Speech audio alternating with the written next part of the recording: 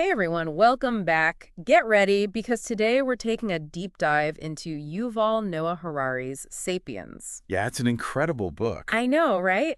We're going to cover the entire history of humankind, focusing on the highlights, the really big stuff. We'll be exploring the three major revolutions that shaped us: the cognitive, the agricultural, and the scientific. You might be surprised how they're all connected.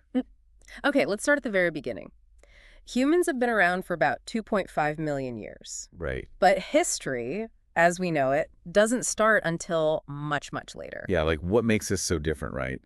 Why did Homo sapiens become the dominant species? What made us so special? That's a great question. Well, according to Sapiens, around 70,000 years ago, something incredible happened. What was it? It's called the cognitive revolution.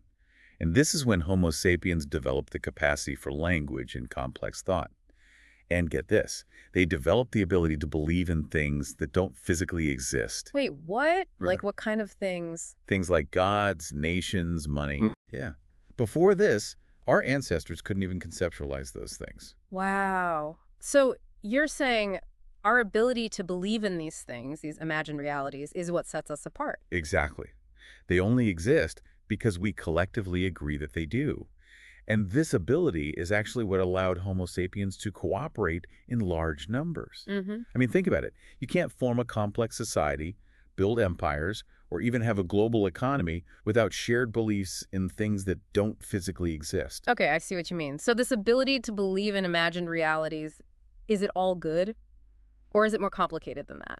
Well, that's the thing. It's a double-edged sword. On the one hand, it's the foundation for all sorts of amazing things like cooperation and innovation. Right. But on the other hand, it's also the root of many of the problems we face today, like conflict, inequality, even things like discrimination. That makes you think about all the imagined realities that we just take for granted. It really does. It makes you wonder which ones are beneficial and which ones are maybe even holding us back as a species. Right. It's something to consider for sure. And then about 12,000 years ago, another massive shift happens. The agricultural revolution. This is when humans start farming, right? Yep.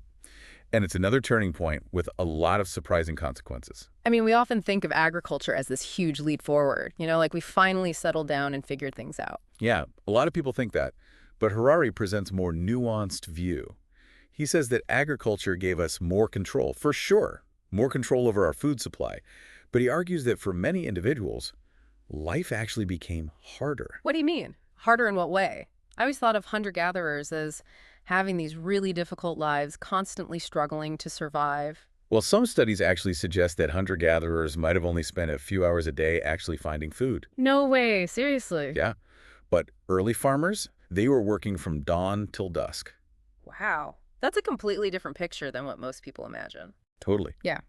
And Harari even talks about how skeletal remains from that time period show evidence of all sorts of health problems, things like arthritis, slipped discs from all the hard labor. So maybe, in a way, we traded a certain kind of freedom for the security of agriculture. That's a really interesting way to put it. And the thing is, the consequences of the agricultural revolution, they were massive. I mean, it led to permanent settlements, right? Yeah. And larger populations, which ultimately gave rise to cities, kingdoms, empires. Basically, it set the stage for the world we live in today. It's fascinating to think about how these seemingly simple changes ended up shaping everything that came after. Absolutely. And it's not over yet. We'll talk about the scientific revolution next. Yeah. And then there's the third revolution, the scientific revolution. It's really still unfolding, isn't it? Yeah, it is. And this one is all about how we look at the world, our place in it. Totally. The most radical idea of this revolution is, well, it's the admission of our own ignorance. It's realizing that there are things we don't know and that new knowledge can be discovered. We don't have all the answers. That's a big change from how people used to think. Like, there was a time when people literally believed they knew everything there was to know. Exactly. Harari gives a pretty crazy example. Yeah. Before the 16th century, nobody had sailed around the world, right? Right. So people literally couldn't even imagine that half the world existed. Because their belief systems just didn't allow for it. Oh, wow. That's wild. It is. It really shows how limited we can be by our worldview, Yeah. And how new discoveries can just totally change our understanding of everything. So where does that leave us now? Like, where are we headed? Well, that's the big question, isn't it? And Harari explores some really interesting possibilities. One thing he talks about is the Gilgamesh Project. Have you heard of that? The Gilgamesh Project, what is that? It's the pursuit of immortality. Immortality, what you mean, like actually living forever? Yeah. It might have been a myth in the past, but now it's a serious scientific thing. There are scientists all over the world working on ways to extend human life. Hmm. You know, maybe even indefinitely. Wow. That would be, I mean, that would change everything, wouldn't it? If we could live forever. Or even just, way longer than we do now. Totally. It raises all sorts of questions about what it even means to be human. Like, what would be our priorities, our values, if we knew we weren't going to die? Right. Everything would be different. And Harari, does he think happiness is all about living longer, all this material progress? Well, he suggests that while, material progress has improved our lives in a lot of ways, it hasn't really made us any happier. He argues that a lot of the things that have driven human progress, things like, the pursuit of wealth or power, they can actually lead to unhappiness. Yeah, it's like we're constantly chasing after something that doesn't even really exist. Or like maybe it exists, but it doesn't actually bring us happiness. Right. So what does bring us happiness then? It's a tough question. It is. So what does Harari think? Does he have any answers? Well, he suggests that maybe things like strong social connections are important, or a sense of purpose, feeling like your life has meaning, and a connection to something bigger than yourself. It makes sense. We are social creatures after all. Like, I know I'm happiest when I'm with people I care about or working on something I'm really passionate about. Exactly. And that sense of purpose can come from all sorts of places. It can come from religion, family, community, even work. I think it's really about finding something that gives your life meaning, something that makes you feel like you're a part of something bigger. And that connects back to the three revolutions, right? I mean, the cognitive revolution gave us the ability to believe in things like gods and nations, which, led to religion and empires. Yeah. And those things, they provided people with a sense of belonging for a long time, like a sense of purpose. And then the agricultural revolution, it led to these bigger, more complex societies that changed how we connect with each other. Exactly. Yeah. And then the scientific revolution came along and, well, it kind of shook things up. It challenged those traditional beliefs. Yeah. But it also gave us a lot of knowledge. Yeah. I mean, it's like each revolution builds on the one before it, but it also kind of disrupts it. Totally. That's a great way to put it. And the scientific revolution, I mean, it's still happening. Yeah. And it's made us realize just how much we don't know, which is, well, it's kind of scary. It is, but it's also exciting because it means there's so much more to discover. It means we have the power to shape our own future. That's right.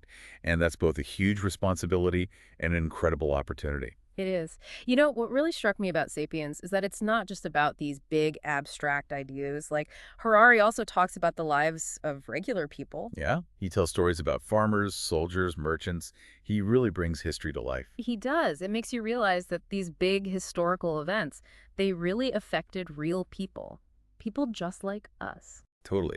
And I think that's something it's easy to forget. Like, we get caught up in the big picture and we lose sight of the individual stories. Right. And it reminds us that our choices, they matter, even the small ones. Absolutely. What we do today can have a ripple effect on the future. You know what I found super interesting in Sapiens? It's how Harari connects things that seem totally random. Like, who would have thought that the invention of writing would be tied to money? It's so cool, right? Yeah. But when you think about it, both writing and money, they came about because societies were getting more and more complex. I guess that makes sense. Like early writing, it was mostly for keeping records, tracking taxes and stuff. So not really for poems and love letters, huh? Not so much. And money back then, it was like, barley in ancient Sumer. It was just a standard way to measure stuff and trade. Totally practical. It really makes you appreciate how important those things are. Like, could you imagine trying to run a modern economy without writing and money? Oh, forget about it. Total chaos. And if things got even more complicated, money, it had to keep changing too, We got coins, then paper money, then whole banking systems. We needed better ways to handle all the buying and selling. Yeah, and writing wasn't just for boring records anymore either. We got literature, philosophy, science, all these ways for people to express their ideas. It blows my mind to think how much these things, writing and money, changed history. Like, it makes you wonder what we have today that seems normal but could end up totally reshaping the future. Yeah, like a ripple effect. A tiny change now, and who knows what happens down the line. Harari talks about that a lot. Like, even with the agricultural revolution, sure, we got more food, but then we also got more inequality. And it hurt the environment, too. Totally. We love to focus on the good stuff that progress brings, but there's always a downside too. It's not just farming. Right. Think about the Industrial Revolution, all those factories and machines. Amazing inventions, but pollution went way up, climate change started, and a lot of workers were treated really badly. Yeah, even the internet, which connects us in so many ways, it's also created problems, right? More inequality and all this surveillance stuff. Yeah. It's like we can't escape the downsides. It's almost like we make a deal with the devil. We get cool stuff, but we pay a price. And sometimes we don't even know what that price is going to be. That's scary. We get so excited about new tech, but we got to think about the bad things too, right? Harari's big on that.